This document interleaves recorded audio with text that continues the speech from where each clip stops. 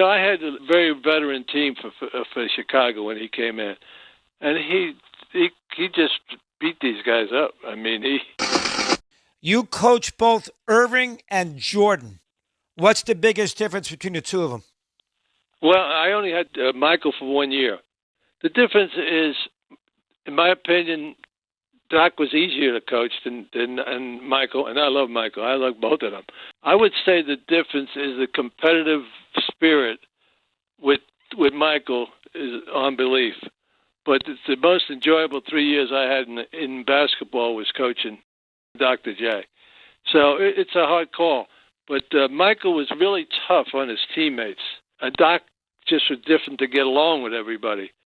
And that's why when Doc went and they had Dawkins and McGinnis and Collins and that team with Philadelphia, Doc is not. The difference is if Michael went with that team, he'd be the leader of that team in 5 seconds. Doc would blend in. And that's why I don't think we've seen the real Dr. J in the NBA as much as we did in the ABA.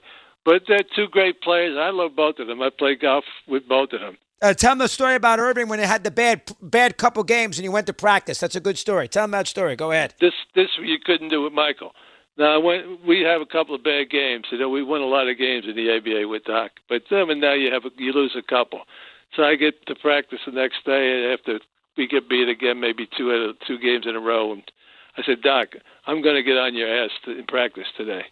I have to do it. We're not going very well right now. When guys are starting to get complacent.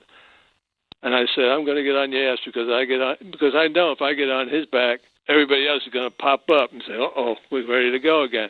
Now, you couldn't do that with Michael, but you could do that with Doc because you could do that. That's the way he blended in. No, you couldn't do that with Michael. I played cards with Michael. I mean, coaches wouldn't do that today. Coaches didn't do them things, but we used to play cards. And Mike, I tell Michael, boy, you cheat just to win, kiddingly. He wouldn't cheat. And you play golf with him. I played golf with him. That's the way he is. He never lets up. He never lets up as far as having to win. He's never a social player, as you say. Even though when we played, everybody likes to win. Julius is social. You're right. Julius is social. He really is social. Michael is. I think Michael, though, because of his attitude, is better. And, I had a very veteran team for Chicago when he came in, and he just beat these guys up. I mean, he just. I tell you quickly, I might have told you this before. He's on one team side in practice. He wouldn't let up in practice. We're playing to 10.